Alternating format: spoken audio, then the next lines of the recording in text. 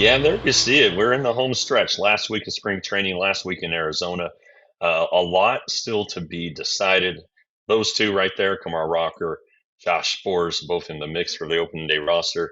Hello from Arizona, from Surprise Stadium. I'm Jeff Wilson. Kent is back home in Dallas at the DLLS studios, making sure this thing goes off without a hitch. My voice has improved since Monday's show, but um, it still wavers in and out occasionally, so bear with me on that. But yeah, we've got some serious stuff to do in this last week. That's why I'm back. And 4 games to go. 4 games to go. And we will get started with, as always, the camp rundown.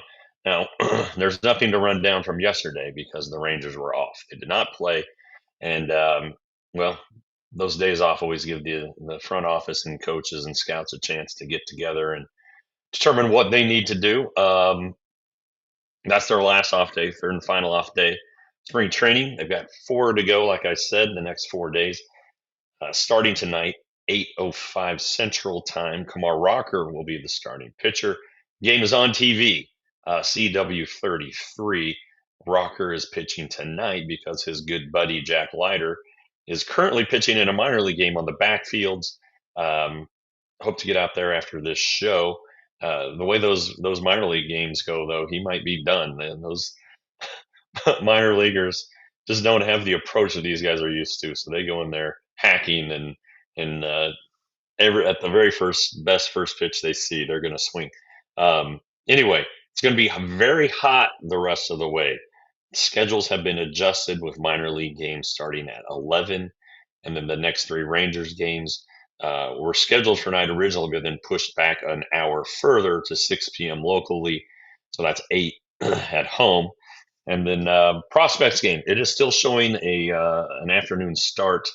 So I don't know if that one will get moved or not. The Royals are also playing their prospect game here, so um, I'll have to consultate and get together and figure that out. The Saturday finale against the Diamondbacks is still one, and I'm reading from my script, so I don't know if Kent showed the graphic of how hot it's going to be here according to the handy weather app. I did this at like 8 this morning when it was nice and 64, but you can see around 4 p.m. today it's going to be 100, and then yeah, that's pretty warm. That's pretty warm there. The next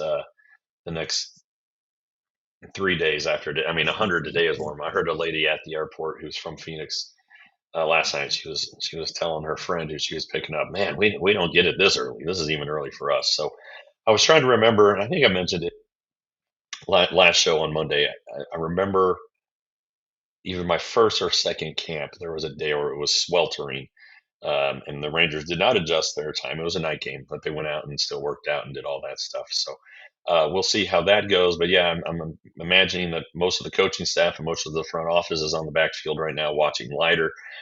Some decisions, like I said, could be coming today. Uh, Follow me on the Twitter. Follow DLS Rangers on Twitter, and we will pass that news along as we get it. The Rangers did play Monday night after our show. They beat the White Sox 3-2. Josh Young played, which is significant. He had 2 at bats. He tripled in his first at bat, scored a run. It had been almost a month since he had a at bat in a Cactus League game. Yeah, so we went 1 for 2, exited the game. Everything's fine. They're just not pushing things right now with that adductor strain. I kept him out probably longer than they thought it was going to. So I'd expect him in the lineup tonight, though. Had the day off yesterday. Maybe he gets 3 at bats today. I don't know. Kyle Higashioka also played. Again, his back has been barking, so it's a good sign that he was in there. Mackenzie Gore pitched 4 1/3 scoreless, 3 walks, 3 Ks. He didn't finish one inning. He hit his pitch count. The bases were loaded with 2 outs. And the Rangers, had they had a challenge left, he would have gotten out of the inning, but the umpire missed the call, and they didn't have anything to do with it, and that batter ended up walking. So that was it for him. Um, he said he probably wasn't as sharp as his last time out, which was on the backfields. It kind of feels to me like he's still searching for things, dialing things in. Probably get one more start before his first go round there in the season opening series at Philadelphia. Also in that game, and we'll talk probably more about these guys later. Not probably, definitely. Scoreless innings for Josh Spores and Ryan Brazier out of the bullpen. Peyton Gray, he allowed his first 2 runs of the spring season in the ninth, but got the third out, and the Rangers were able to hang on. If you care at this point, 4 games ago the Rangers are 14-10. You know, the spring record, I've been told, for 19 years doesn't matter, and I don't think this one does either. But certainly is good to see him above 500, I guess, as opposed to, let's say, 8-20 or something like that. So good for them. Good for their depth pieces that have either maintained leads or rallied. The offense continues to lead baseball in walks and on base percentage, and that is huge. We talked Monday about where they were last year in those stats in the bottom third. Their team ERA is 4.39. That's 11th in baseball. Okay. But it's third in the Cactus League. So that tells you how much offense dictates things here in Arizona. 74 walks, though, things pitchers can control. Second fewest in MLB behind only the Yankees. They've allowed 25 home runs, which is the 12th fewest in baseball, but the third fewest in the Cactus League. So again, you understand kind of what pitchers and outfielders have to deal with here. Balls that fly further than you ever expect. Individually, I continue to be wowed by Wyatt Langford and Josh Smith. Langford, 483, averaged 1.571 OPS. He didn't play Monday night. He has 4 homers, 4 walks, and 4 strikeouts. Josh Smith, 382, average 1.357 OPS. He has 4 home runs plus the 2 that didn't count against Brazil. Another guy who's impressing me, and I know you guys might roll your eyes, but it's Ezekiel Duran. He's hitting the ball a lot harder now. He's actually hit 2 home runs in Cactus League play, hit a home run in a B game. Not as winddated, but still hit really well. He's batting 297, and he's really looking solid for a bench spot. And then Jake Berger, he had a really good 0 for 3 on Monday. He hit the ball hard into the gap 3 times. They were caught each time. He's still batting right around 300 as well. Brandon Nimmo has been really, really good. We talked about the watch thing, but on the field, he's just, walking. Got hit by a pitch the other night, just ran to first base. He's got the power, so it's all been pretty good there. Individually on the pitching side, the opening day starter Nathan Eovaldi, 16 strikeouts to 2 walks. Peyton Gray, 14 strikeouts and no walks. And then Luis Curvelo, 9 Ks and 6 innings, 1 walk. We're going to talk about all of them a little bit later on as we try to piece this roster together. But with like I said, 4 games to go, I would suspect that you'll see. It's not a suspicion. It's definitely going to happen. Relievers will start working on back-to-back days. They need to do that that's like their last test. So, that's a big one for Josh Spores as he comes around. You're going to be seeing these everyday players playing into the 7th and 8th inning. It used to be 9 innings. Ron Washington used to want these guys to go 9 innings, at least once in spring training. Maybe workload management. I don't know. It's down to 7 or 8 innings. 3 or 4 at bats. You figure you can do that. If you can stand in cleats on the dirt for 7 or 8 innings, you can probably do it for 9. So they will do that. The pitchers, though, will start to their next outings. I would imagine that Rocker and let's say Latz will pitch, continue to stretch out, but Eovaldi will probably scale it down in his next outing instead of trying to go 6 or 7. Probably peel back a little bit to 4, kind of rest up, maybe throw 2 bullpen sessions before he starts opening day, which is March 26th at Philadelphia. DeGrom's an interesting one. Still, I don't think has surpassed 50 pitches in a game. He did the other day when he went into the bullpen and threw some more pitches, but that's a pretty interesting one. And he's kind of our one news item, I guess, that we talked about a little bit on Monday, and I was getting I got different feedback from two different sources about when DeGrom would make his first start of the season. One who said, there was a report out there that said it was going to be uh, the home opener, which is April 3rd, and that he wouldn't pitch on the road trip. That got shot down pretty strongly by one source. Another source said, "Well, can't say it, can't confirm it. Kind of things might be trending that way." Well, Skip Schumacher on Monday night during the telecast said for sure that, or very, very, very likely that DeGrom and Gore would pitch against the Phillies in that opening series. So DeGrom would pitch the Saturday game. So the season starts on a Thursday. They're off Friday in case of bad weather on opening day, and then the 28th is a Saturday game, day game that it looks like DeGrom will start at a place where he's had some success, and Gore very familiar with those Phillies as well, so that kind of makes sense. So if the rotation that has been in place for a few weeks here holds for the start of the regular season, Evaldi, DeGrom, Gore, then Leiter, Latz, Evaldi would pitch the three games at Baltimore. So I'm assuming they're going to bus. I mean, it's like a 60-minute drive, if that, to get to Baltimore from Philly. There's the off day in Philadelphia this year.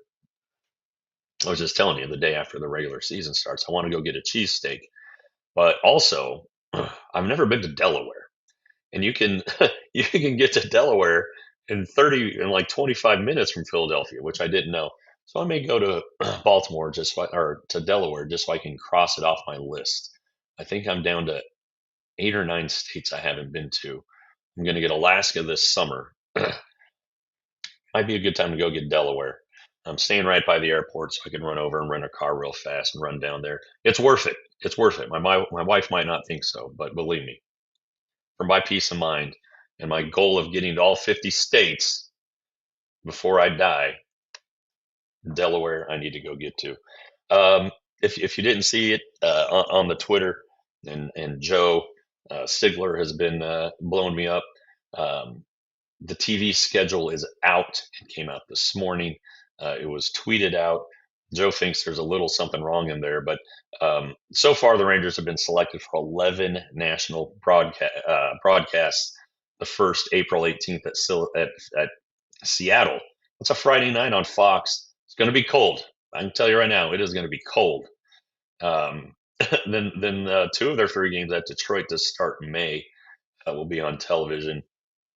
Also May 24th, June 5th, June 6th, back-to-back games at Cleveland on television. All right, June 14th at Boston, July 5th against the Tigers at home against Seattle on the 25th, Baltimore on the 8th of August, and at Milwaukee the 29th. Could be some more depending on playoff implications and whatnot. And again, Apple TV is involved this year. NBC is involved this year. Peacock is involved. So check your local listings, please. If you sit down to watch the Rangers, they're not necessarily going to be on RSN or CW33 or Victory Plus, which carries their simulcast their games.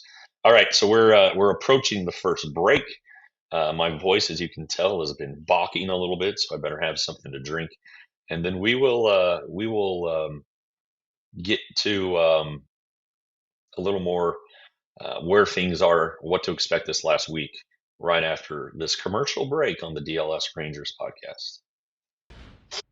Hey guys, it's Wild Fork Foods time again. Wild Fork Meat and Seafood Markets, 9 DFW locations, 2 coming to the west side of town. And you can go to wildforkfoods.com, become a member for $29 for a year, and you can get free delivery through the same day or the next day. Hard to beat that deal. Don't even have to leave the house, though I would strongly suggest that you do, because these guys are fantastic. If you have any questions about meats, uh, what kind of cuts, how to prepare, anything like that, Wild Fork, their people will be there to help you. And it's really, really hard to get better advice than these nice, kind, wonderful people. So right now, they're organic grass-fed beef, 85% off, or 85% fat, free content. It's $6 per pound. So go there, check them out, wildfoods.com. And then Game Time, one of the OG sponsors at DLS Sports, they are back. And just in time for the start of baseball season, I was looking at Game Time this morning, trying to figure out just what prices are for opening day, both to start the season in Philadelphia and um, for the home opener at Globe Life Field on April 3rd. I'm telling you, at Philadelphia right now, you can get a ticket for just over $100.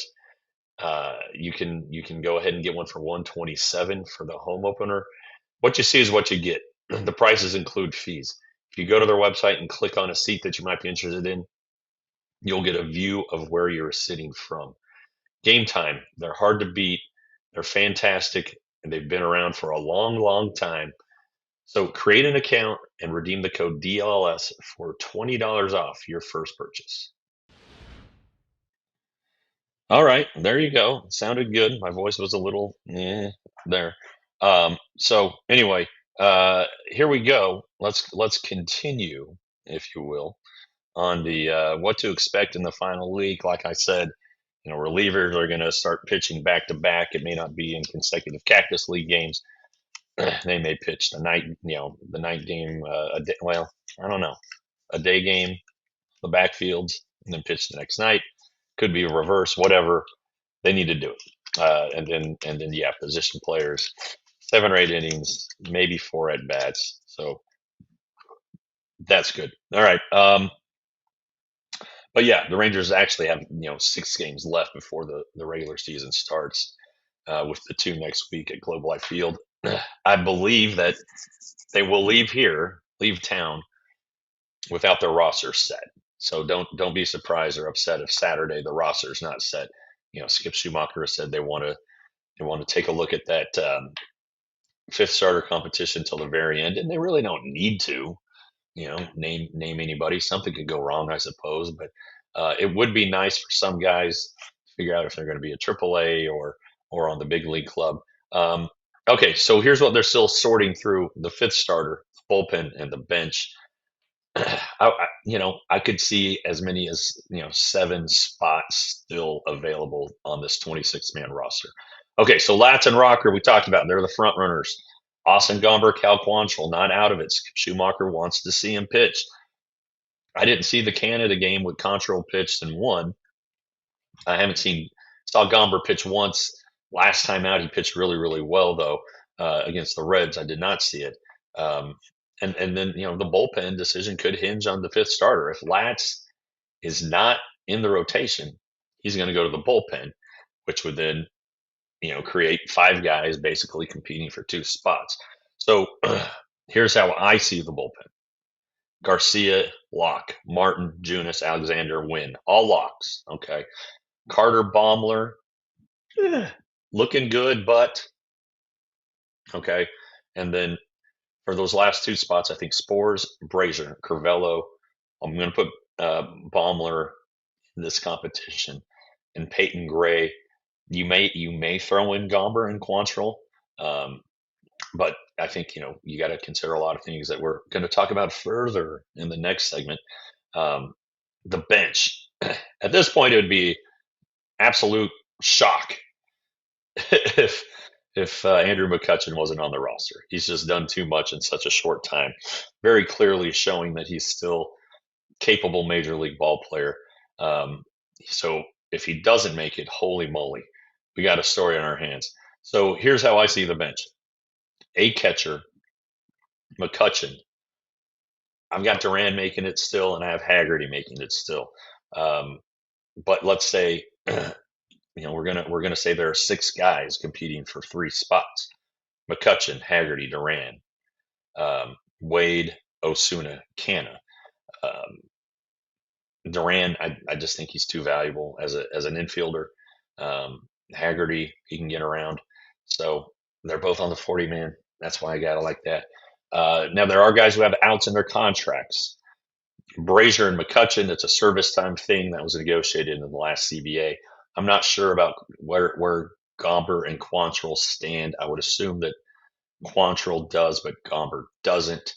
The Rangers, if they do have outs and the Rangers like them and want to keep them, that's how they get into the mix here with the rotation or the bullpen. So it's kind of up. I don't want to say up in the air, but there are more questions that you might think. There really are. Now I think the Rangers have a really good idea of who they want, but again, one thing that from the outset of the offseason that Chris Young talked about was preserving depth. Quantrill and Gomber leaving would put a real big dent into that depth. At that point, you would have basically Rocker. I know you're getting back Bradford, hopefully in early May, but it's pretty tough to. You're running a risk if you're just going 1 month with like one trusted guy as your rotation depth. So gonna have to wait and see how that runs out. These decisions, they always go deeper than performance. And again, you have to weigh the performance. Is what you're seeing real? Are these Arizona home runs or Arizona base hits that bounce hard off of home plate and carry into the outfield for a chopper? That's why there's scouts. That's why there's coaches. That's why there's front office who are watching all these games. Then I think there are a couple other things that you got to watch this week. Josh Young. We talked about him at the top. He played Monday. Great. Is he going to have enough time to be ready for opening day? He, of course, will tell you absolutely 100%. He did it with less time 2 years ago, so he's going to be gung ho for it. I'm assuming he'll be there, unless he has a setback. Okay, and then Kyle Higashioka, same thing. I mean, he'll also be ready for opening day. He played Monday. He's been catching live BPs and getting at bats in minor league games. So I think that he's going to be okay. But again, this is something that has to be weighed, something we have to watch. This back, we've thought a couple times now that he was getting close and would be playing, and then now it tightened up. We're not going to push all that stuff. So that's a tricky one. Catching so demanding. I would imagine that if I were a catcher, I would want my legs and my back to feel good. Everything else I'd be okay with if it was a little bit sore. So kind of interesting there. But and then these minor league games, let's not sleep on those either. The camp rosters won't come out until probably right maybe that Friday, maybe next Friday, the 28th, what they call the break camp rosters. We'll get a feel for where guys are as in terms of coming back from injuries. If the Rangers want to be aggressive with any of their top young prospects, will they be aggressive with guys who had really good springs? I'm assuming Collier will be a AAA where he finished last year. I'm sorry, yeah, Collier, but I'm not sure about Collie. Collie had an above average season. When you look at the numbers last year, what he did at Double A Frisco, his numbers were above league average. They still weren't like fantastic though. So when the Rangers send him back to Frisco and be like, hey, let's knock this out, show us what you got. And you got to keep in mind too, there are some guys in the minor leagues who are in big league camp, Andrew Velasquez and Richie Martin, who were already reassigned to minor league camp, who are going to be there. And the Rangers, again, you're preserving depth.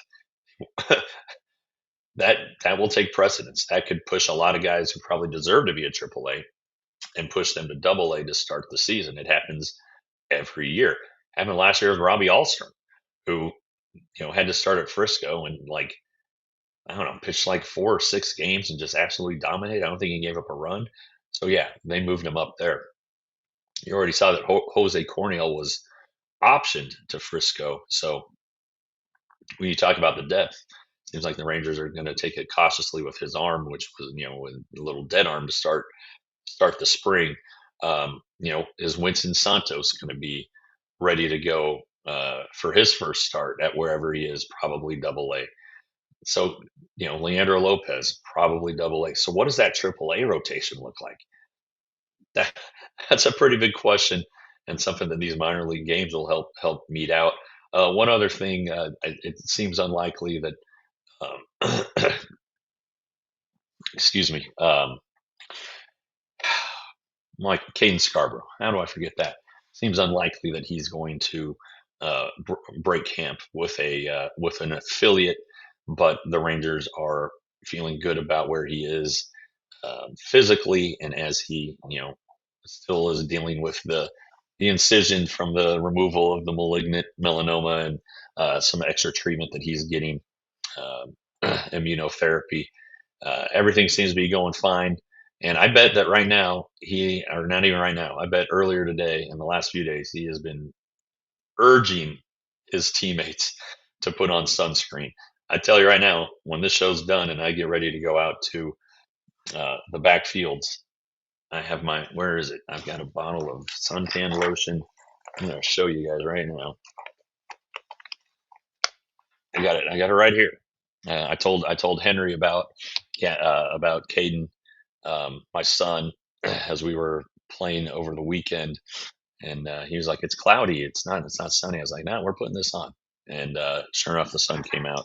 So Caden, who wants to bring awareness to people about skin cancer and to his teammates, he's brought awareness to Henry Wilson, which is a start, I guess. So yeah, so how are you guys feeling about the roster? It feels like, you know, I guess the big concern for you guys and for everybody is going to be Jock Peterson, and then the closer. So I think that yeah, it's gonna be, those are questions that are going to go into the regular season. Those guys are going to be on the roster. I guess we could watch. I guess we probably need to watch Jock Peterson this week. What if Jock Peterson in these last 4 games goes, I don't know, 6 for 8, or 7 for 12? Well, that's going to make you feel a lot better. I thought Garcia pitched well the other night, Monday night, in his first appearance after returning from the WBC. He looked pretty good. Um, at that point, he's facing the White Sox, and they didn't bring their A lineup. Not that they have a great lineup, but uh, against the hitters he was facing, he did what he had to do. He was around the strike zone. His slider looked good against lefties. So we're going to have to wear that one and wait and see. Same thing with Peterson. We talked a lot about him the other days, right? So um, it just hasn't been good. He's somebody I need to talk to, if not today, before we leave here, because his status. We don't know about that runway, right? Or the leash, however you want to say it. What if Jog goes 0 for 17? He's still going to make the roster. Sorry, sorry about that, but I just anticipate that's where things are headed with this guy. He's going to start the season with the team, and then you'll see. Then you'll see how it shakes out after that. So anyway, all right, we're done with that segment. I'm going to get into some more nuances on roster construction, kind of break it down. We know who the guys are. I'm going to go over it again just to make sure, and then kind of sort through possibilities and what these guys might have up their sleeves. And we're going to do that on the DLS Rangers podcast right after this. Okay, here we go. It is time to talk Supporters Club. I've been thinking about more ideas. I'm a big behind the scenes kind of guy. I suppose I could put the camera on myself, but um, I don't know. I just might as well do it in like a podcast form. So I'll save all my good stuff maybe for the podcast. Maybe keep a couple things, keep my powder dry a little bit. It would be interesting though to um, check out a minor league game, kind of show you guys how, like, if a big leaguer's in it, the big leaguer just dictates the whole thing. If Josh Young wants to go down to a minor league game and get 10 at bats or 9 at bats, he could get 10 if it's an inter squad game. I've seen guys go from a AAA game, take their at bat, go across 50 feet to the other field where the AA game is being played, and get an at bat there. It's pretty fun. It's not quite baseball. Innings get rolled if a pitcher's up to a certain pitch limit. They just stop the inning, things like that. And so that's an interesting idea. Of course, the sun, the heat, how much effort am I going to put in? Well, for you guys, I'll put in a lot of effort. So we'll see. We'll see how that goes. But anyway, the Supporters Club is fantastic. It's the diehard club for our YouTube channel. If you go to youtube.com/at DLLS_sports. It'll take you right to our homepage. You hit the join button, and man, you're in. You get the emojis that you guys like to show off. So go ahead and do that today. And then also, while you're feeling generous and feeling the feeling the opening day fever, you gotta have a unique way to show off for support of your team. And no better way to do that than at store.allcitynetwork.com. You've seen our Rangers shirt, and I'm sure a lot of you own one or two of them. They're fantastic, high quality items. You can wear them doing anything. You can wear them to a game. You can cut the grass in them. You can work out in them. You can sleep in them. You can wear them to a fancy dinner. They're very versatile and they're very quality shirts. But we have shirts for all of our teams that we cover, plus a few colleges. We have hats. I actually did not wear the hat today. I am merchless today, but I've got a hat in my Airbnb, and it just didn't go with this outfit, I guess. Anyway, hats, flags, beer stein, sweatshirts, which are not needed here or at home this week. They were needed Monday. I told you we was going to play golf. I did play golf, and I wore a DLS sweatshirt the whole round. Anyway, let's go ahead to store.allcitynetwork.com and get going. All right, third segment, roster construction. I've kind of hinted at it and danced around it because I didn't want to spoil it. But let's take a look at the roster. We're going to just obviously go over the basics.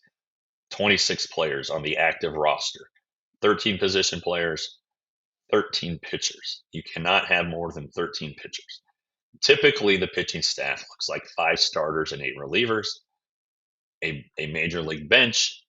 You typically have a catcher, an infielder who can play shortstop, veteran of some sort. Could be an infielder, could be an outfielder, a fourth guy usually, or a fifth guy, often an outfielder, and then a mix of left and right hitters. So those are kind of the components you usually see.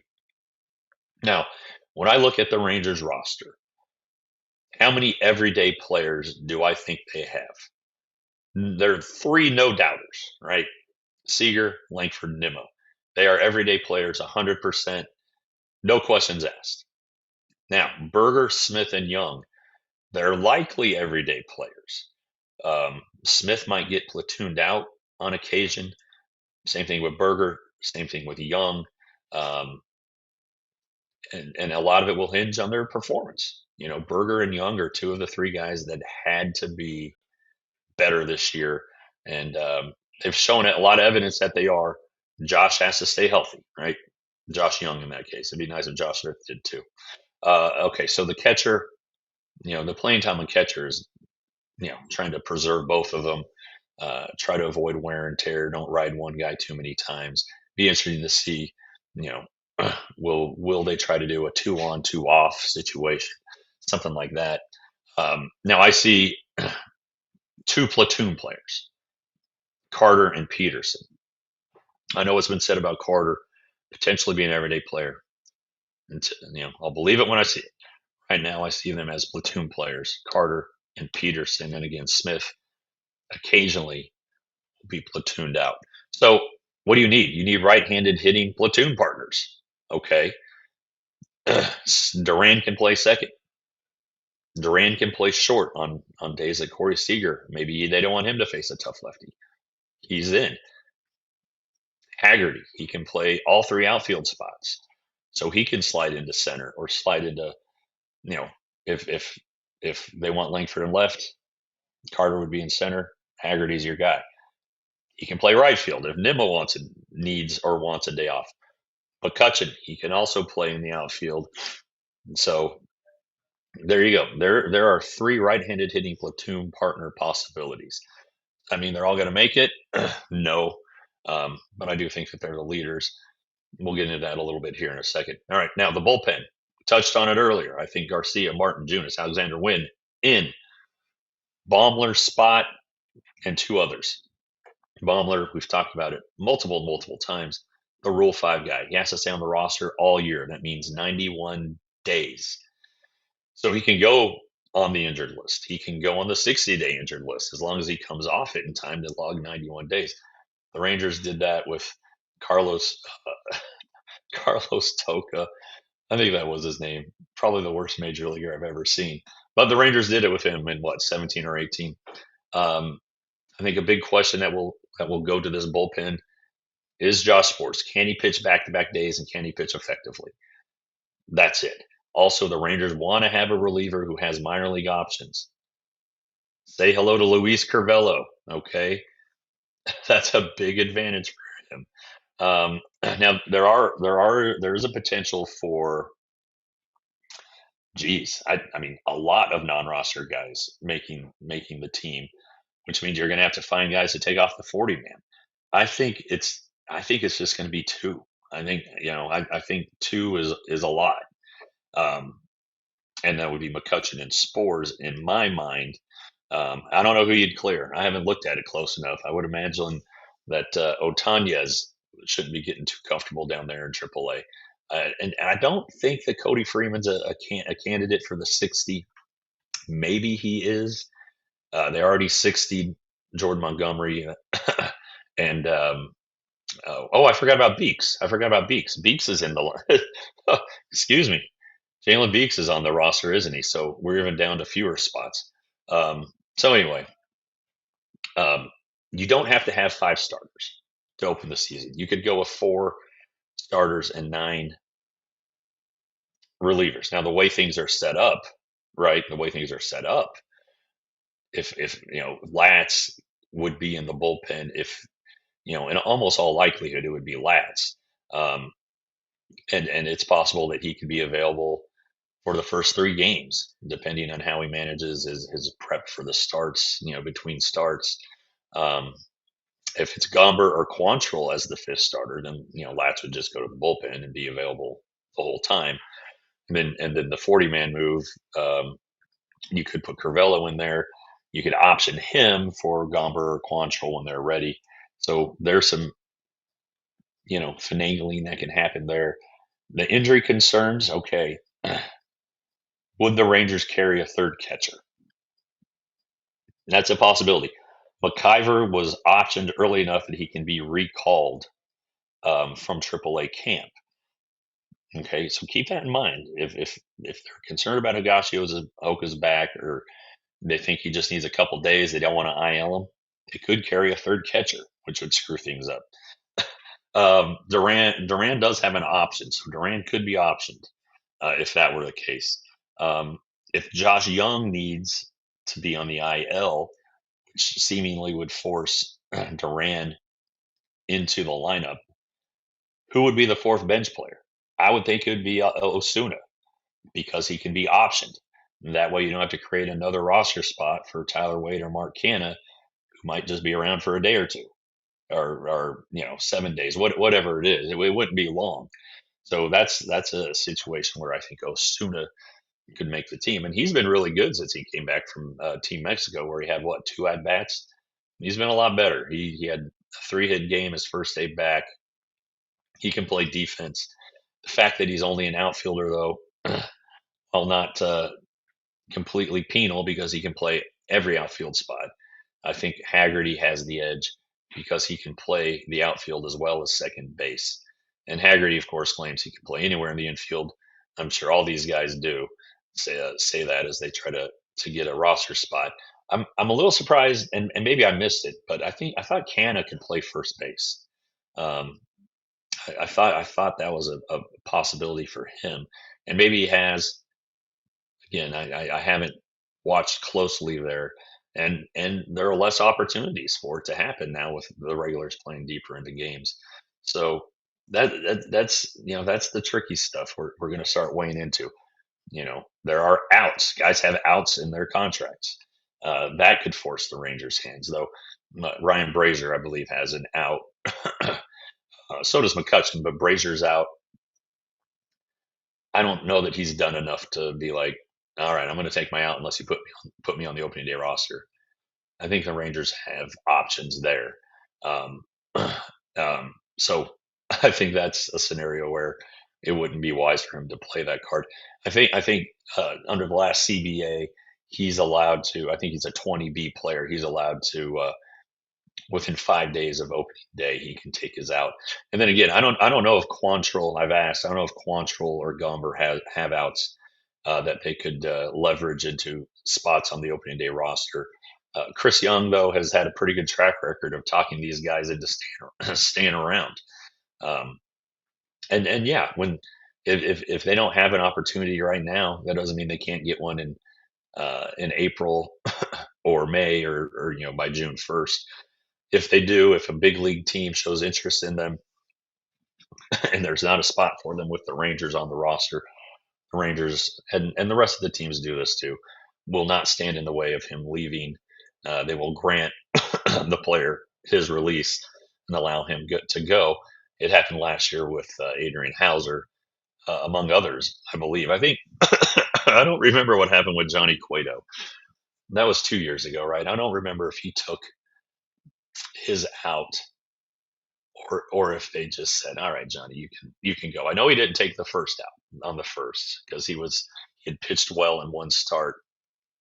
And there was some momentum that maybe they needed him for the rotation, but it just didn't work out for him. So all right. So again, as we try to put this roster together in our minds, health. That's one thing to consider. Depth, minor league depth. That's another one to consider. The 40-man roster, probably the top of the list. And look, guys who are out of options, I don't know that there are any this year that would be on the fence. The guys who are out of options can sometimes leverage that into a roster spot. But the guys with options, sometimes it works against them. And but in this case for Curvello, I think it has a chance to work for him. I need to do another roster prediction as we get going. Maybe I'll do that tonight during the game. As we wait for Kamar Rocker to finish before we have a chance to go talk to him. Maybe I can go ahead and knock one of those out. So we'll see how that plays out. Speaking of playing out, the World Baseball Classic came to a conclusion last night. Pretty exciting. We're going to talk about that. In batting cleanup, there's been a lot of injury stuff and some guys appearing in the games for first times. That's kind of exciting around baseball. And then I'm going to look through your questions, which I have largely ignored here as I've tried to follow a script today. So I'm going to do that all in the batting cleanup segment, which will come right after this on the DLLS Rangers podcast. All right, guys. Diehard. Become a diehard. If you haven't already, I'm assuming almost all of you are in the chat, and if you aren't, do it now because you can become a diehard for $36 for the year if you take advantage of our spring training schedule. It is still spring training, so we are still selling a membership for $36 for 1 year at alldlls.com/spring-training-offer. $36 and a free shirt, which you guys already know are available at stored at allcitynetwork.com. You get my writing for if you have the whatever the membership. You get all my stuff, the stuff that's behind the paywall, the stuff that's not. Most of it is, but you also get Clarence Hill on the Cowboys and Ron on the Mavs and Sam on the Stars, and those teams are always interesting. There's always something to write about a team, whether they're vying for a lottery spot, whether they're competing to be the number one seed in their conference in the playoffs, whether in the offseason and they're making moves to get better, especially on the defensive side of the ball, Cowboys. Scan the QR code there, or you can go to alldls.com/spring-offer-training. So there are 3 ways for you guys to help us out and help yourself out. It's the Die Hard membership, which gets you access to all of our writing. There's the Supporters Club, which gives you access to behind the scenes videos that nobody else can see unless you're in the Supporters Club. And then there are the t-shirts, store.allcitynetwork.com. And if you're a diehard, you get 20% off of your purchases at our store. You also get 20% off of events. And I'm hoping there are events soon with the Rangers. Hopefully, like you guys have done with the stars, maybe do a stars takeover. Maybe if there's a big game, we could do a watch party. Have Wild Fork Foods bring some food for us, and if not them, maybe we just all go down to Hooters and watch the game there. But anyway, there are a lot of reasons to become a diehard, and we're so glad that that to those of you who are, especially those of you who have been with me since good old Rangers today started. So can't thank you enough for all of that. All right, let's go to batting cleanup. Batting cleanup, the World Baseball Classic. I admit I was on the plane pretty much the whole time for the game. I did follow it, tried to stream some of it. Um, Great game, amazing game. Venezuela is your winner of the World Baseball Classic. They beat Team USA 3-2. Um, Not a lot of drama early on. The Rangers, Team USA only had one hit for the longest time, as Venezuela pitched its tail off. In eighth inning, down 2-0, wham! Bryce Harper 2-run homer to tie it.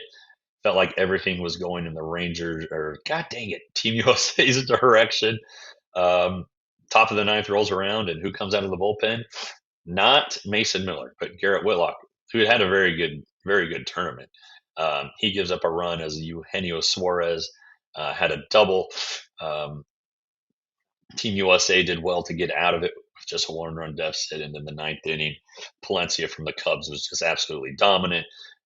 Euphoria broke out from that dugout in the country of Venezuela, and there were players and coaches crying on the field.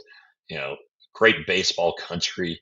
Um, has a chance to be a very prosperous country now that the oppressive rule appears to be moved out, the communism and all of that fascism stuff, socialism, what do I want to call it? They aren't, they are not just free to throw around. You can't just throw them at certain people. All right, there is a there is a philosophy behind fascism and socialism and communism that not every political party observes. Okay, thank you. Anyway, um, a lot of these guys can't even go home to Venezuela. Elvis Andrus, for instance, doesn't go back to Venezuela where he's from. He got his U.S. citizenship. Robinson Chirinos, who coached on the Venezuela team, we're very excited for Robinson. He had an uncle who was kidnapped in Venezuela and held for ransom while Robinson was with the Rangers. So all those things appear to be lifted. Baseball, you can tell how much I meant to these guys to win this game for their country. It's great. Now the USA has only won this event once. Um, they are the runners up for consecutive tournaments. They lost to Japan in 2023. Rangers are great. Michael Young, he was the bench coach for Team USA. And I think after the game, you saw some things that kind of hamper the tournament. I mean, it was a great tournament. I don't want to cast any doubt on that. It was fantastic. Um, but why didn't Mason Miller pitch the ninth inning? Usually in a tie game, your best reliever pitches, and Miller did not. And Mark DeRosa before the game said that Miller was available to pitch. Well, after the game, turns out that Miller was only going to be used if the Team USA had a lead, and that was partly from the request of the Padres. So if you're looking for anybody to blame AJ Preller. Um, I would have liked to have seen it play out with Miller in the game, and just seen what it looked like if Team USA had gotten into the ninth scoreless, what extra innings might have looked like. Alas, AJ Preller screwed us all over. So anyway, congrats to Venezuela. All right, elsewhere we got some news. There's some pretty interesting things happening. Um, Keith Meister has been very busy. The latest to visit him is Mariners shortstop J.P. Crawford, who's dealing with a shoulder injury that isn't healing very quickly. Turns out that Crawford got a cortisone shot. He's going to give it a few days before he cranks it up. They still have a little time to get him ready for the opener. If not, it's kind of interesting. the the Mariners have Colt Emerson, who's considered one of the top prospects in baseball. He and Sebastian Walcott are often right next to each other in these prospect rankings. He's had a great spring. He could be their third baseman. He could play shortstop until Crawford's ready. They could go another direction altogether. But got to keep that one at front of mind because the Mariners, of course, are in the division. And then this just came out today that Keith Meister found a stress fracture in the elbow of Blue Jays right-hander Jose Barrios. And Toronto is like, this is great news. Barrios isn't going to be ready for opening day, but he doesn't have any pain, and he's going to resume throwing here in a couple days. So he won't be ready for opening day, but um, it looks like they've avoided, a UCL injury or something terrible. It's just, it's just a broken elbow. Hooray! So anyway, one other shortstop, ALLCITY shortstop note. Um, Jeremy Pena of the Astros, he thinks he's going to be ready for opening day. He had a broken finger. He has a broken finger, right ring finger. That was a WBC injury with the Dominicans a couple weeks ago. He still has to get his throwing down and his swing with both hands, which seems pretty important. But he thinks that he might just need one game and he's good to go. He said it's a feel thing. Might be 3 games, might be 5 games. So there's a chance that he starts on the opening day roster. There's also a chance that he starts on the injured list. Same can be said for Seiya Suzuki, the Cubs outfielder from Japan. He has a PCL, not ACL, so posterior collateral ligament sprain, not strain, sprain. And the Cubs are going to wait and see a few days to see if he needs to open the season on the injured list. He may be able to be ready for opening day. Not sure why you'd want to push it with him. He's a pretty darn good player. The Cubs have pretty high hopes, but opening day has not been ruled out for him. Now it has been ruled out from the next two guys. Garrett Cole, the right-hander for the Yankees, a former Cy Young winner.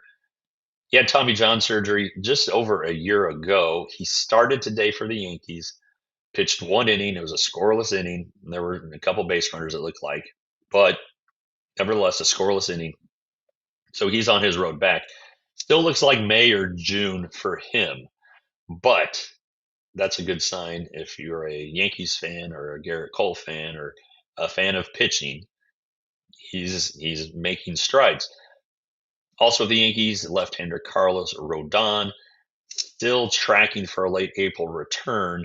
He had some loose bodies in his elbow that had to be removed in October. He may not pitch in a grapefruit league game. Again, they're dwindling down, but Aaron Boone expects late April for him. So let's tack on another week and go early May there.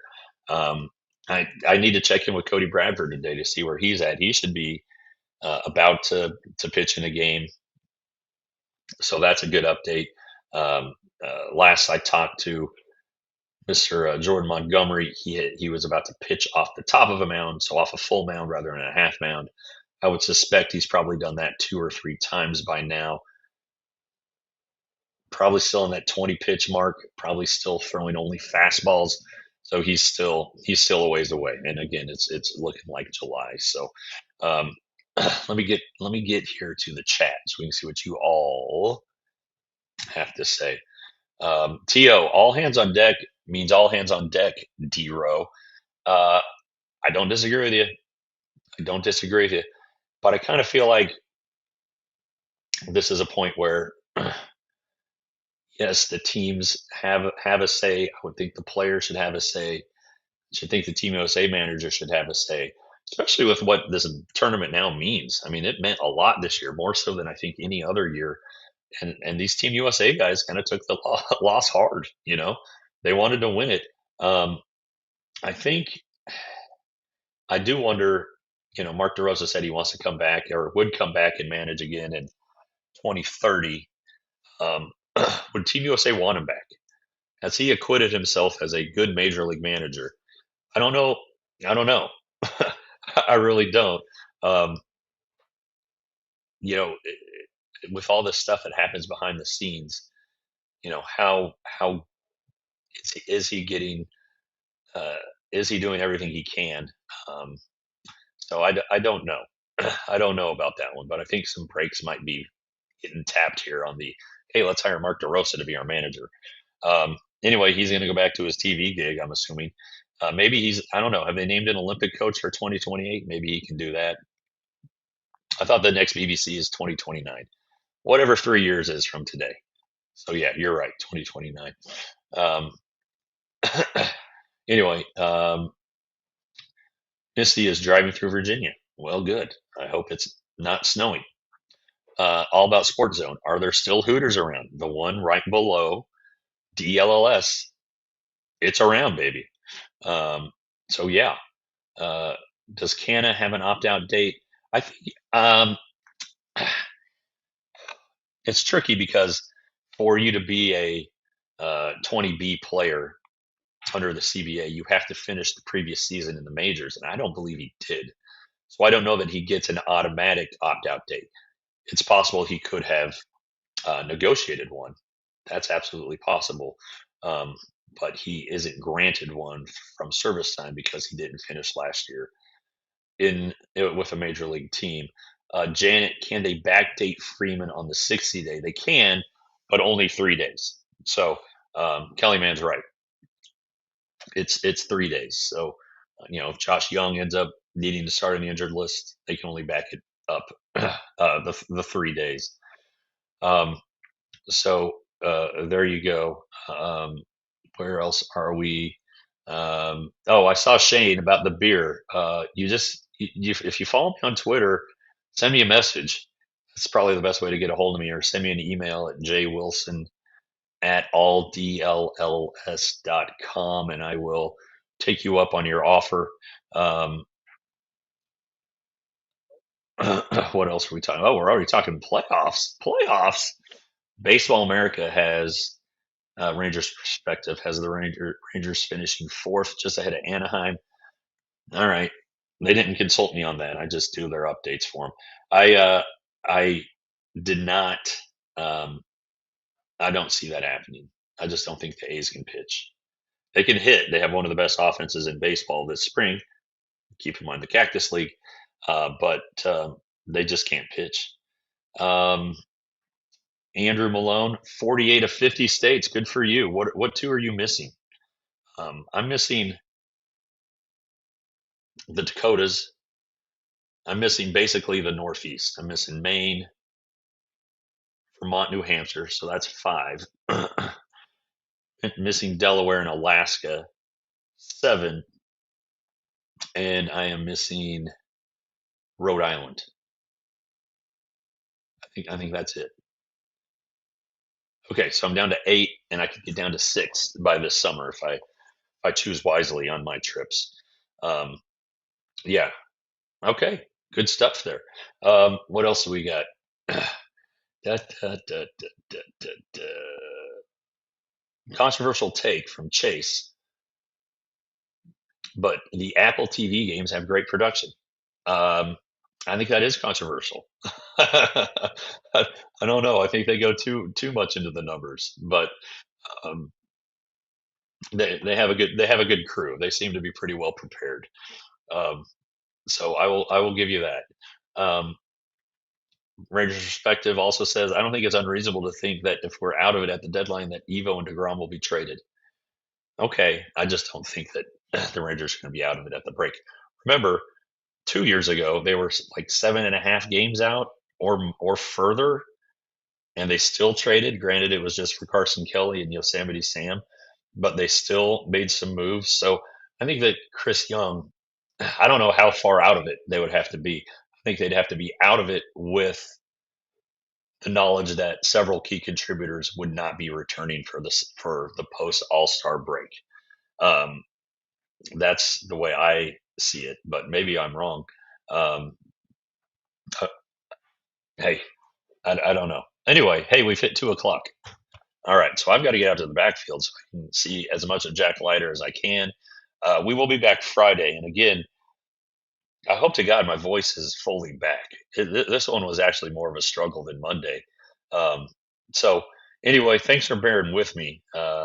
And as always, thanks for chiming in the chat. I try to get to as much of them as possible. It's a little different when you're on the road, like I am, because at home in the studio, the chat is on a big TV, and I can just read the questions there without having to go back and forth between windows on my computer. So anyway,